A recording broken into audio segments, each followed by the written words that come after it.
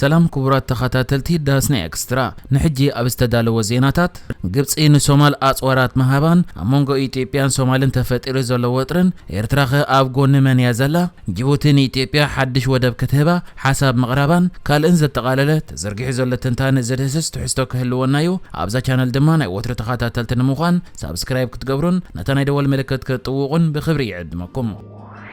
ኣብዝዋን ኣብ ቀርና ኣፍሪቃ ኣሻቃልን ዝኸፍአ ሰዓብን ከይህልዎን ተሰጊኡ ዘሎ ወጥሪ ዓሲሉሎ እቲ ወጥሪ ኸኣ ግብጽ ናብ ሶማልያ ብኽልተ ወተሃደራውያን ነፈርቲ ኣጽዋር ውግእ ድሕሪ ምልኣኻ ስዒቡ ዘጋጠመ ኮይኑ ኣብዝዋን ከኣ ትዞባ ሓያል ወጥሪዮ ዓሲልዎ ዘሎ ማዕከን ዜና ቢቢሲ ነዛ መልኪታ ዘርጊሓቶ ኣብ ዘላ ጸብጻብ ኣሞንጎ ግብጽን ሶማልያን ዝተኸተመ ወተሃደራዊ ስምዕ ስዒቡ ብረቡዕ 27 ነሓሰ ክልተ ኣጽዋር ዝዓና C-130 ዝዓይነተን ነፈርቲ ኩናት ናይ ግብጽ ናብ ማዕርፈ ነፈርቲ መቃዲሾ የናትየን በጀካዚ ኣብ ዝመጽእ ዓመት ኣብ ወርሒ ጥሪ ዝዛዘም ኣብ ሶማልያ ዝካየድ መሰጋገሪ ተልእኾ ሕብረት ኣፍሪቃ ወይ ATMIS ዝትክእ ሓድሽ ተልእኾ ዓቃብ ሰላም ኣብ ዝተፈላለየ እዋናት 10,000 ሰራዊት ግብጽ ክዋፈረሉ መደብ ኣሎ ምስ ሶማልያ ኣብ ዲፕሎማሲያዊ ወጥሪ ንዘላ ኢትዮጵያ ድማ እዚ ምዕባለታት ደቃስ ከሊእዋ ይዘሎ ኢትዮጵያ ምስ አልቃዒዳ ምትእስሳራት ከም ዘለዎ ዝነገረሉ ጉጅለ አልሸባብ ንምምካት ን17 ዓመታት ቀንዲ መሻርክቲ ሶማልያ ኮይና ያጸኒሓ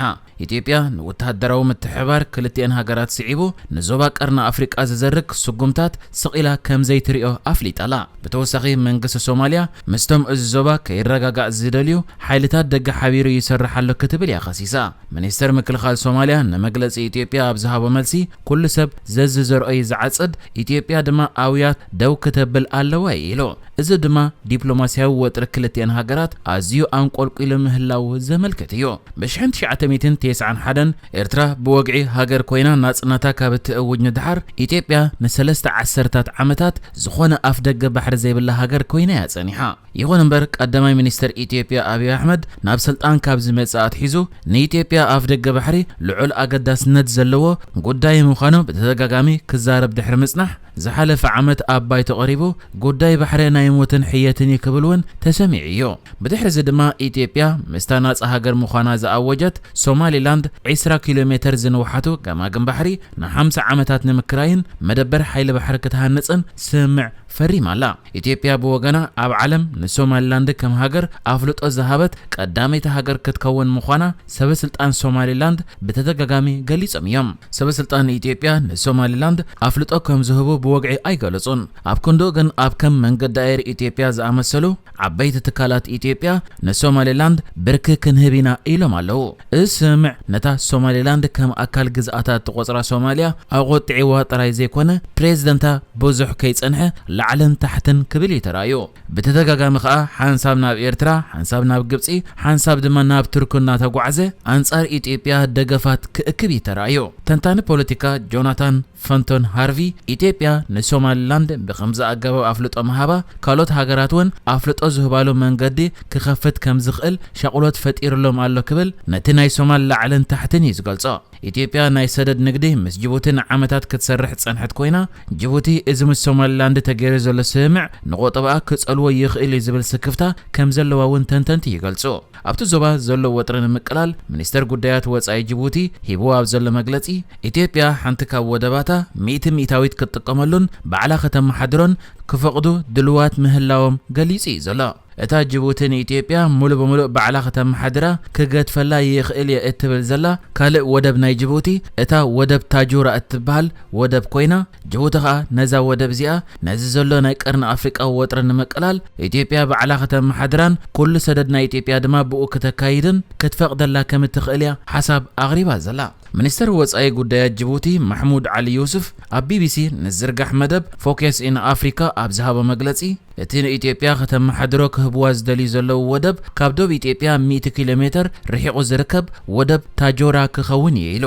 ቅድሚ ሕጂ ላዕለዋይ ኣማኻሪ ፕሬዝደንት ጅቡቲ ንኢትዮጵያ ኣብ ቀይሕ ባሕሪ ኣፍ ደገ ክትህብ ተሓቲታ ድልውቲ ከም ዘይኮነት ገሊጹ እዩ እታ ልኡላውነተይ ግዝኣታዊ ሓድነተይን ተጋሂሱ እትብል ዘላ ሶማል ግን ምስ ሶማሊላንድ ዝተገብረ ስምዕ ከይፈረሰ ዝኾነ ዘርብ ኣይገብርን እትብል ዘላ ኮይና እቲ ኣብ መንጎ ክልቲአን ሃገራት ዘሎ ወጥሪ ንምቅላል በሽምግልና ቱርኪ ዝተገብረ ክልተ ዙርያ ዘተውን ብዘይ ፍረ ተዛዚሙ እቲ ናይ ኢትዮጵያን ሶማልያን ወጥሪ ኣብ ከምዚ ኩነታት እንከሎ ኸኣዩ ሕጂ መተእታው ግብጽ ግብፂ ተወሲኽዎ መሊሱ ዓሪጎ ዘሎ ሶማልያ ምስታ ብሰንኪ ዓብይ ግድብ ሕዳሴ ምስ ኢትዮጵያ ኣብ ቅርሕንቲ ዘላ ግብፂ ወተሃደራዊ ስምዕ ምፍራማ ጥራይ ዘይኮነስ ሰራዊት ኢትዮጵያ ኣብቲ ንመሰጋገሪ ተልእኾ ሕብረት ኣፍሪቃ ዝትክእ ሓድሽ ተልእኾ ዓቃብ ሰላም ሕብረት ኣፍሪቃ ከም ዘይሳተፍ ኣፍሊጣ ኢትዮጵያ ንሓያሎ ዓመታት ሰራዊታ ዘበርከተትሉ መሰጋገሪ ተልእኾ ሕብረት ኣፍሪቃ ኣብ ዝመጽእ ዓመት ወርሒ ጥሪ ተልእኾ ከም ዝዛዝምን ኩነታት ጸጥታ ሶማል ድማ ንመንግስቲ ሶማልያ ከም ዘረክቦን ተገሊጹ እዩ።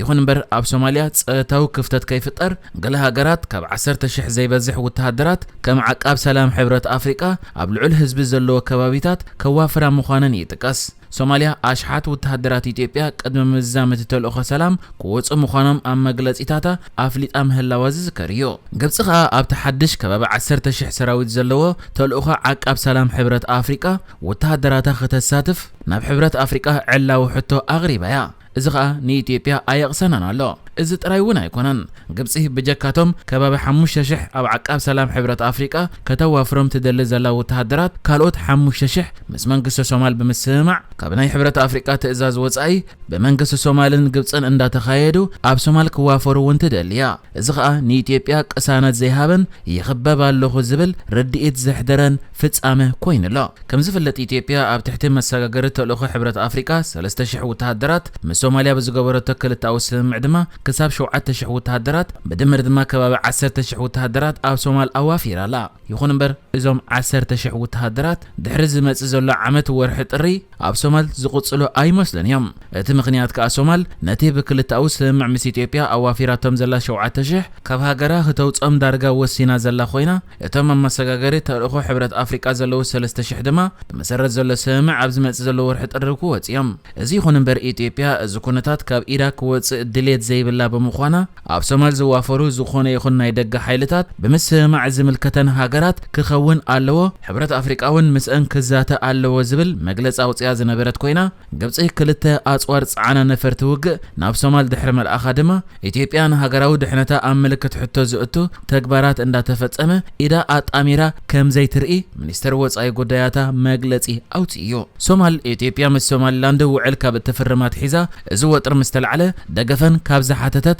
ብዙሓት ሃገራት ሓንቲ እታ ጎረቤት ኢትዮጵያ ዝኾነት ኤርትራ እያ። ኤርትራ ወላ እውን ኣብዚ እዋን ብዕላ ይገለጽ ምስ መሪሕነት ቀዳማይ ሚኒስትር ኢትዮጵያ ኣብይ ኣሕመድ ዝነበረ ምዉቕ ዝምድና ከም ቀደሙ ከም ዘየለ ይዝሕበር። ኢትዮጵያ ምስ ሶማሊላንድ ውዕል ምስ ፈረመት እውን ኤርትራ ንልኡላውነትን ግዝኣታዊ ሓድነትን ሶማል ከም እትድግፍ ዕላዊ ጌራ ዝነበረት ኮይና ፕሬዚደንት ሶማል ናብ ኤርትራ ኣብ ዝበፅሓሉ እውን ካብ ኤርትራ ደገፍ ከም ዝተዋሃቦን ንልኡላውነትን ግዝኣታዊ ሓድነትን ሶማል ድማ መርገፂ ኤርትራ ምድጋፍ ሶማል ምዃኑ ከም ዝተገለጸሉ ዕላዊ ጌሩ ነይሩ እዩ። ብጀካ እውን ኣብ ኤርትራ ብርክት ዝበሉ በሽሓት ዝቑፀሩ ሰራዊት ሶማል ወተሃደራዊ ታዕሊም ኣብ መቕሳም እዮም ዝርከቡ። በዚ ኸ ኤርትራ ኣብ ዝወጥሪ ኣብ ጎኒ ሶማል ኣላ ክትብል ትደፍር ኢኻ። እዚ ሕጂ ዘሎ ወጥሪ ግን መሊሱ ዝጋደድ ብሓቂ ሰራዊት ግብፂ ኣብ ሶማል ተዋፊሮም ብፍላይ ድማ ኣብቲ ምስ ኢትዮጵያ ዘዳውብ ሄራን ዝበሃል ከባቢታት መዝዋፈሩ እቲ ኩነታት መሊሱ ገዲዱ ናብ ኩናት እውን ከየምርሕ የስግእ እዩ ዝብል ትንታነታት ኣሎ።